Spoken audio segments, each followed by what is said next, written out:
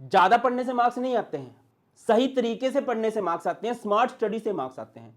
Smart study क्या होती है कि आपको पता होना चाहिए कि मुझे पढ़ना क्या है, मुझे पढ़ना किस तरीके से है। अब पढ़ना क्या है बेटा जी, लास्ट 10 ईयर्स के प्रीवियस ईयर क्वेश्चंस को एनालाइज करने के बाद, लास्ट 5 ईयर के सैंपल पेपर को एनालाइज करने के बाद ये वीडियो बनाई जा रही है कि किन किन टॉपिक से क्वेश्चन पूछा जाता है। बेटा अगर आप लास्ट 10 ईयर को एनालाइज करोगे तो आप ऑब्जर्व करोगे कि कुछ सिलेक्टेड टॉपिक से ही क्वेश्चन पूछे जाते हैं।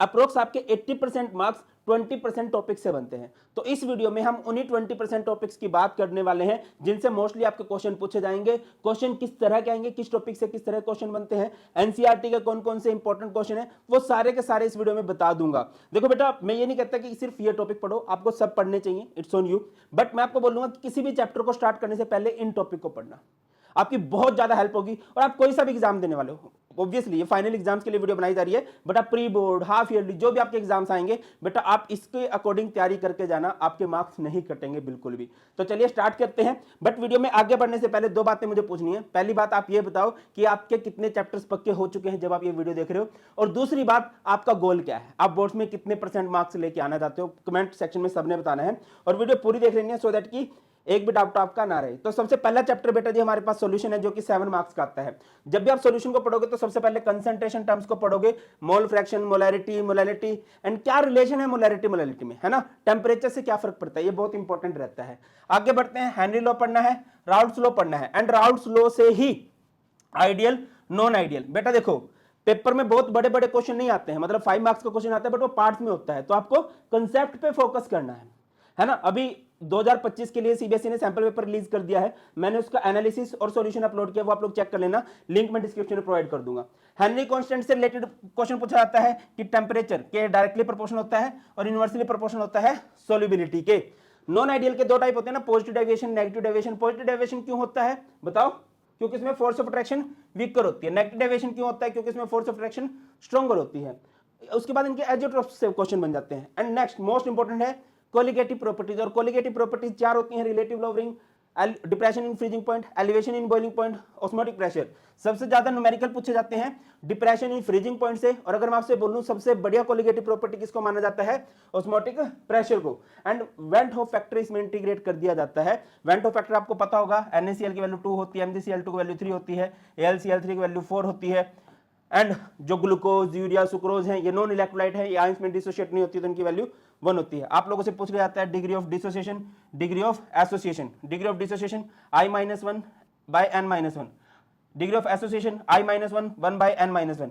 और ये हमारे एनसीईआरटी के इंपॉर्टेंट क्वेश्चंस हैं, पिछली बुक के अकॉर्डिंग है। अगर आप नई बुक के अकॉर्डिंग करना चाहो तो उस चैप्टर का नाम, नंबर, जैसे सॉल्यूशन फर्स्ट चैप्टर है, ये 1-1 कर देना, ठीक है। ये आपको एनसीईआरटी के पहले क्वेश्चन ट्राई करने चाहिए।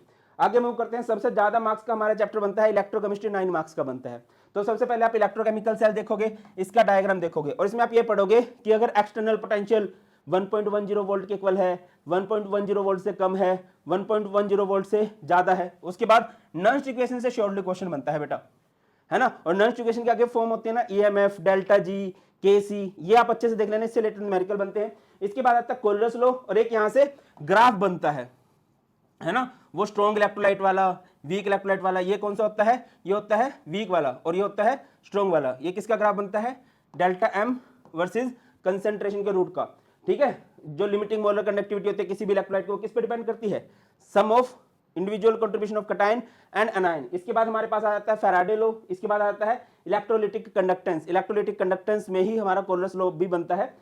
और कंडक्टेंस क्या होती है बेटा? डायरेक्टली प्रोपोर्शनल होती है कंसंट्रेशन के, इनवर्सली प्रोपोर्शनल होती है डाइल्यूशन के। यहां से क्वेश्चन बनता है। और जो मोलर कंडक्टेंस है, जो मोलर कंडक्टिविटी है, वो डायरेक्टली प्रोपोर्शनल होती है डाइल्यूशन के, इनवर्सली प्रोपोर्शनल होती है मोलर कंसंट्रेशन के। इसके बाद आता है सेल। सेल जो होते हैं primary, secondary, fuel cell, corrosion. Secondary cell से रिएक्शन कई बार पूछ ली गई है, और आपको इन हर एक सेल का यूज पता होना चाहिए कि इनके यूज क्या होते हैं, ठीक है। यूज से क्वेश्चन बन जाता है, और ये बेटा हमारे इंपॉर्टेंट एनसीईआरटी के क्वेश्चन है। इसके बाद आगे मूव करते हैं। नेक्स्ट हमारे पास चैप्टर है केमिकल काइनेटिक्स। केमिकल काइनेटिक्स में आपको रेट लॉ दिया होगा, है ना, एक्सप्रेशन दिया होगा, और आपसे पूछ लिया जाएगा कि ये बताओ किस ऑर्डर की है, order is sum of power. इसके अलावा आपको बोल दिया जाएगा कि एक ही कंसंट्रेशन को मैंने 2 टाइम्स बढ़ा दिया, 3 टाइम्स बढ़ा दिया, तो ये बताइए कि न्यू रेट और ओल्ड रेट में क्या रिलेशन है। इसके अलावा यूनिट ऑफ रेट कांस्टेंट पूछ ली जाती है अलग अलग ऑर्डर के लिए। है ना, या फिर आपको यूनिट दे दी गई होगी और आपसे ऑर्डर पूछ लिया जाएगा। अच्छा, अलग अलग ऑर्डर के लिए रेट कांस्टेंट की यूनिट का फॉर्मूला क्या होता है, मोल पर लीटर की पावर 1 माइनस एन पर सेकंड। ऑर्डर एंड मोलिकुलरिटी का डिफरेंस, फैक्टर्स अफेक्टिंग रेट, ये पूछ लिया जाता है। इंटीग्रेटेड रेट इक्वेशन में जो हमारे पास फर्स्ट ऑर्डर है, यहां से बहुत सारे न्यूमेरिकल्स आपके बनते हैं और graph, zero order, first order, और हमारे पास आर्हेनियस इक्वेशन, इसका ग्राफ आप बहुत अच्छे से देख लोगे बेटा, केमिकल काइनेटिक्स से 99% चांस है कि ग्राफ बन जाता है। इधर आओ, फर्स्ट ऑर्डर के न्यूमेरिकल बहुत बनते हैं, है ना, कि बताइए अगर एक रिएक्शन 50% होने में 30 मिनट्स ले रही है तो बताओ 75% होने में कितना टाइम लेगी। एक रिएक्शन 20% होने में 20 मिनट्स लेती है तो बताओ 80% होने में कितना टाइम लेगी। इस तरह के क्वेश्चन बन जाते हैं, ठीक है। ये बेटा जी इसके इंपॉर्टेंट एनसीईआरटी के क्वेश्चन रहने वाले हैं।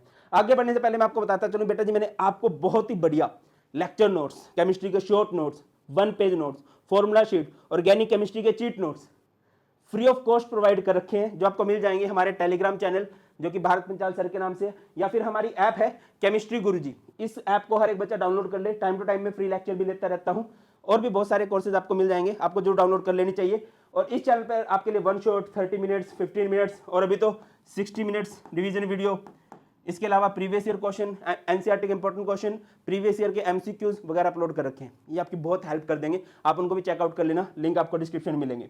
आगे मूव करते हैं, इनऑर्गेनिक केमिस्ट्री पे चलते हैं। मैं सबको रिकमेंड करता हूं बेटा, पहले पासिंग रेंज में जाओ तो पहले आप लोगों को फिजिकल केमिस्ट्री अच्छे से कर लेनी है। जब आपकी फिजिकल केमिस्ट्री अच्छी हो जाए फिर आप चलोगे इनऑर्गेनिक पे, D and F block element पे। इजी सा चैप्टर है, इसमें प्रॉपर्टीज आती हैं, और प्रॉपर्टीज किस पे डिपेंड करती हैं, इलेक्ट्रॉनिक कॉन्फ़िगरेशन पे। Zinc, cadmium, mercury D block element से थोड़ा अलग चलती है। डी ब्लॉक के मैक्सिमम एलिमेंट ट्रांजिशन होते हैं, बट ये ट्रांजिशन नहीं होते हैं क्योंकि इनका फुली फिल्ड डी ऑर्बिटल होता है। इसके बाद प्रॉपर्टीज हैं, oxidation state, variable oxidation state show करते हैं। क्यों शो करते हैं, क्योंकि NS एंड N-1 डी के इलेक्ट्रॉन पार्टिसिपेट करते हैं, है ना। कॉम्प्लेक्स बनाते हैं स्मॉल साइज की वजह से, हाई न्यूक्लियर चार्ज की वजह से, वैकेंट डी ऑर्बिटल की वजह से। मेटालिक बॉन्ड इनका बहुत स्ट्रॉन्ग होता है, बहुत हार्ड होते हैं ये, क्योंकि इनके पास अनपेयर्ड इलेक्ट्रॉन्स होते हैं। कलर्ड आयंस बनाते हैं अनपेयर्ड इलेक्ट्रॉन की वजह से, डी ट्रांजिशन की वजह से। अलॉय बनाते हैं, इंटरस्टिशियल कंपाउंड बनाते हैं, कैटलिस्ट बहुत अच्छे होते हैं, और इसका रीजन क्या होता है, ability to adopt multiple oxidation state. इसके बाद KMnO4 K2Cr2O7 की प्रिपरेशन होती है, और इनकी प्रॉपर्टीज होती हैं। I नेगेटिव से I2 बनता है, सल्फाइड से सल्फर बनता है, Fe2 पॉजिटिव से Fe3 पॉजिटिव बनता है। और एक जगह पर मैं आपको बताता चलूं, KMnO4 को अगर आप अल्कलाइन मीडियम में ले लो तो I नेगेटिव से बन जाता है आयोडेट, ये कई बार पूछा गया है। एफ ब्लॉक में अगर आप जाते हो तो बहुत ज्यादा लेंथेनोइड कॉन्ट्रैक्शन, इसके कोज, इसके कंसिक्वेंस पूछे जाते हैं। 4F एंड 5F का डिफरेंस पूछा जाता है। और बेटा जी ये हमारे पास इंपॉर्टेंट एनसीईआरटी के क्वेश्चंस हैं, इनको आप अच्छे से कर लेना। आगे मूव करते हैं, next coordination compound. Coordination compound एक सीरियल वाइज पढ़ने वाला चैप्टर है। सबसे पहले इसकी इंट्रोडक्शन, कोऑर्डिनेशन कंपाउंड्स किसे कहते हैं, लिगेंड्स किसे कहते हैं, है ना, ऑक्सीडेशन स्टेट क्या है, कोऑर्डिनेशन नंबर क्या है, बहुत अच्छे से पढ़ना, फिर आप लोग कर पाओगे नोमेनक्लेचर। लिगेंड से रिलेटेड क्वेश्चन बन जाते हैं, बाइडेंटेंट लिगेंड कौन से हैं, पॉलीडेंटेंट कौन से हैं, एम्बिडेंटेंट कौन से हैं, इसके अलावा चिलेटिंग लिगेंड्स कौन से हैं। चिलेट वाले जो कॉम्प्लेक्स होते हैं वो एक्स्ट्रा स्टेबल होते हैं। ये क्वेश्चन कई बार बना, और क्यों होते हैं एक्स्ट्रा स्टेबल, क्योंकि वो साइक्लिक कंपाउंड बनाते हैं, उनके अंदर एक्स्ट्रा स्टेबिलिटी होती है। इसके बाद आइसोमेरिज्म, दो तरह के आइसोमेरिज्म है, structural, stereo. Structural ionisation, coordination, linkage, hydrate. Ionisation जो अलग अलग आयन देंगे, कोऑर्डिनेशन का शॉर्टकट क्या होगा, दो स्फेयर अगर कहीं पर बने हैं। इसके अलावा लिंकेज, अगर कभी एम्बिडेंटेंट लिगेंड आ जाए तो हमारे पास लिंकेज आइसोमेरिज्म होता है। हाइड्रेट, वाटर मॉलिक्यूल आपको कम ज्यादा दिखाई देंगे। स्टीरियो आइसोमेरिज्म की बात करें, सिस ट्रांस। ऑप्टिकल का सिंपल सा शॉर्टकट होता है, कोऑर्डिनेशन नंबर 6 होना चाहिए और कम से कम एक बाइडेंटेंट लिगेंड होना चाहिए। क्लियर है। इसके बाद आ जाओ थ्योरीज में, वर्नर थ्योरी। वर्नर थ्योरी हमें क्या बताती है, प्राइमरी वैलेंसी के बारे में, सेकेंडरी वैलेंसी के बारे में। प्राइमरी वैलेंसी किसे कहते हैं, ऑक्सीडेशन नंबर को, और सेकेंडरी वैलेंसी किसे कहते हैं, कोऑर्डिनेशन नंबर को। सबसे इंपॉर्टेंट रहती है बेटा वैलेंस बॉन्ड थ्योरी, क्योंकि हमें हाइब्रिडाइजेशन बताती है, ये हमें मैग्नेटिक कैरेक्टर बताती है, और इवन कलर का भी आंसर आप लोग कर सकते हो, है ना। हाइब्रिडाइजेशन, DsP2 अगर है स्क्वायर प्लेनर, sp3 है टेट्राहेड्रल, D2sp3 है या sp3d2 है तो ऑक्टाहेड्रल। D2sp3 है तो ये इनर ऑर्बिटल कॉम्प्लेक्स होता है, sp3d2 होता है तो ये आउटर ऑर्बिटल कॉम्प्लेक्स होता है। और इनर ऑर्बिटल कब बनते हैं, जनरली जब स्ट्रॉन्ग लिगेंड हो। Strong ligand Cn, CO, NH3, और एक OX ऑक्सैलेटो भी होता है, किसके साथ, कोबाल्ट के साथ, है ना। CFT क्रिस्टल फील्ड थ्योरी का सबसे फेमस क्वेश्चन तो यही बनता है भाई, जो डेल्टा T है, टेट्राहेड्रल की जो स्प्लिटिंग एनर्जी है वो 4/9 टाइम्स होती है ऑफ डेल्टा O। और क्या क्वेश्चन पूछा जाता है, जो स्ट्रॉन्ग फील्ड लिगेंड्स होते हैं उनकी स्प्लिटिंग एनर्जी ज्यादा होती है पेयरिंग से, वीक फील्ड लिगेंड की pairing energy, sorry in case में पेयरिंग एनर्जी ज्यादा होती है। और ये बेटा जी ये हमारे पास एनसीईआरटी के इंपॉर्टेंट क्वेश्चन है।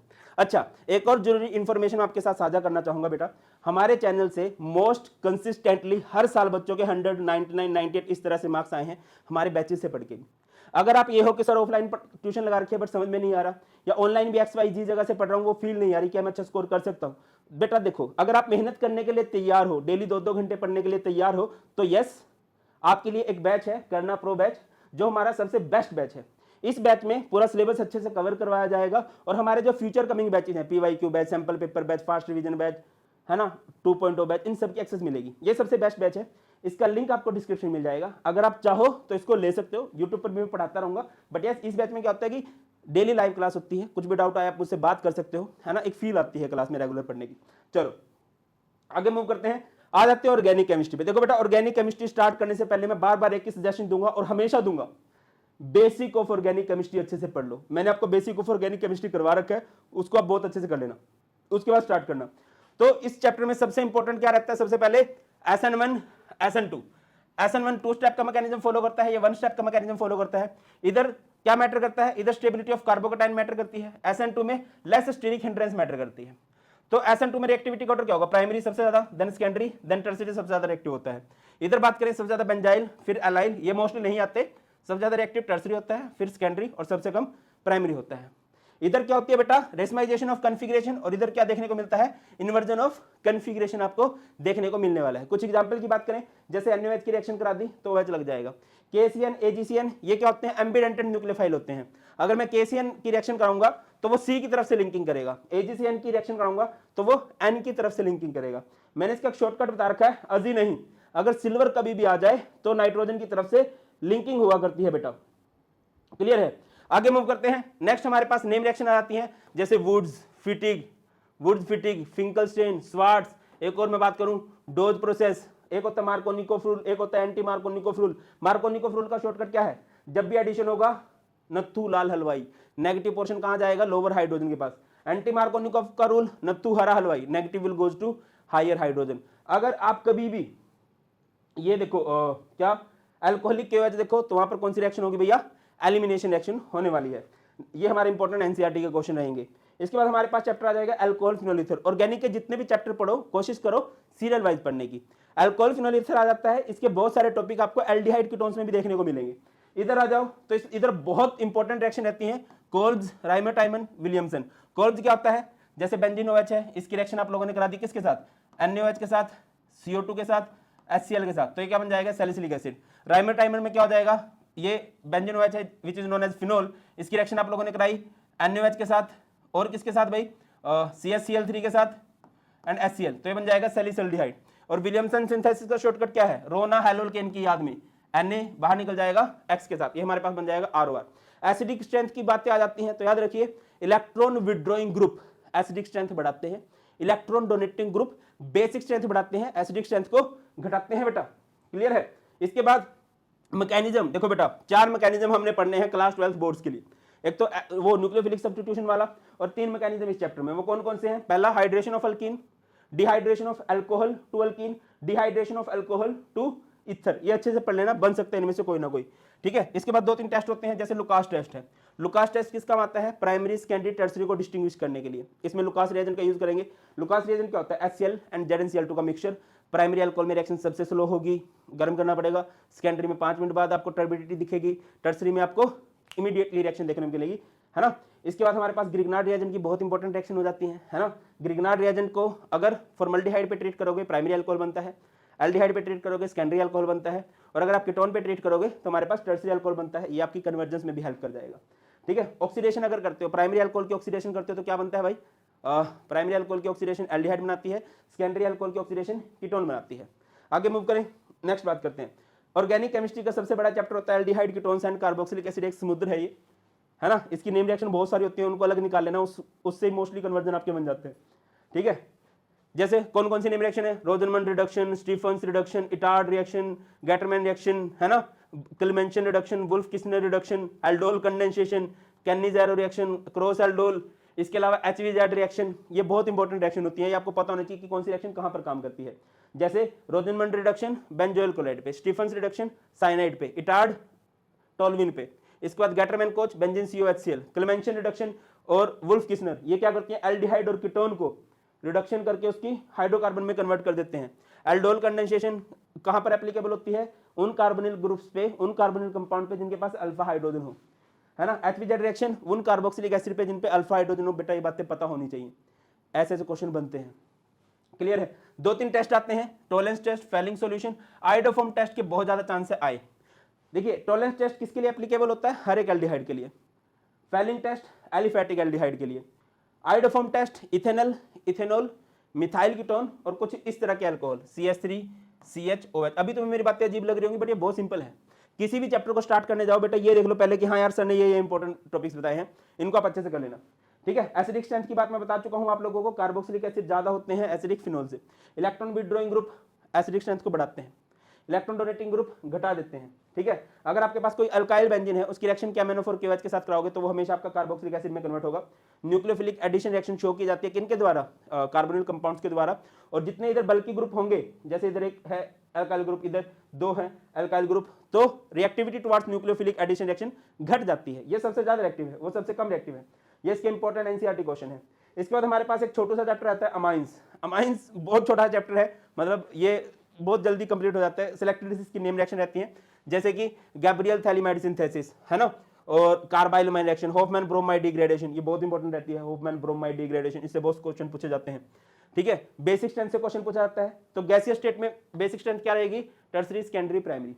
एक्वस सॉल्यूशन में बेसिक स्ट्रेंथ क्या रहेगी? एक्वस सॉल्यूशन में बेसिक स्ट्रेंथ 3 फैक्टर पर डिपेंड करती है, inductive effect, steric effect, solution effect, है ना। अगर मिथाइल ग्रुप है तो बेसिक स्ट्रेंथ का ऑर्डर क्या होगा? 2-1-3, है ना। और अगर इथाइल ग्रुप है, इथाइलमाइन है अगर कहीं पर, तो 2-3-1।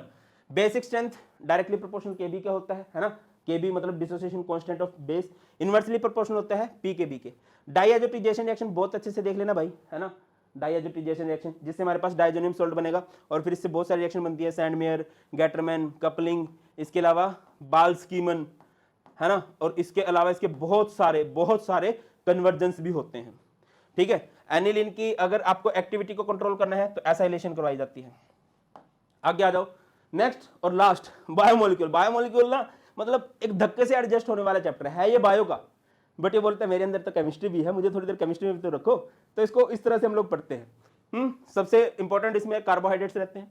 कार्बोहाइड्रेट्स में मोनोसैकेराइड में ग्लूकोज आता है। ग्लूकोज को बहुत डिटेल में पढ़ लेना भाई, इसका स्ट्रक्चर, इसकी रिएक्शन, और इसका कुछ एक्सेप्शंस होते हैं, कुछ खास रिएक्शन ये नहीं शो करता। डाइसैकेराइड में हमारे पास सुक्रोज है जो ग्लूकोज एंड फ्रुक्टोज से मिलकर बनता है, माल्टोज ग्लूकोज एंड ग्लूकोज से, है ना, और लैक्टोज किससे मिलकर बनता है? ग्लूकोज एंड गैलेक्टोज से। पॉलीसैकेराइड की बात करें तो जो स्टार्च है, अमाइलोज, अमाइलोपेक्टिन, 2 पार्ट होते हैं इसमें। अमाइलोज 20% होता है, अमाइलोपेक्टिन 80% होता है। प्रोटीन्स की आ जाओ, सबसे इंपॉर्टेंट डिफरेंस बनता है, difference between fibrous and globular. इसके बाद हमारे पास डीनेचुरेशन बनता है ना, प्रोटीन को डीनेचर कर देना, उसके सेकेंडरी टर्सरी स्ट्रक्चर को डिस्ट्रॉय कर देना। इसके अलावा स्ट्रक्चर ऑफ प्रोटीन्स आपसे पूछ लिया जाता है। न्यूक्लिक एसिड में सबसे इंपॉर्टेंट रहता है डीएनए आरएनए का डिफरेंस, है ना। इनमें कॉमन क्या है? एजीसी दोनों में कॉमन है, इसमें टी एक नई चीज है और इसमें यू एक नई चीज है।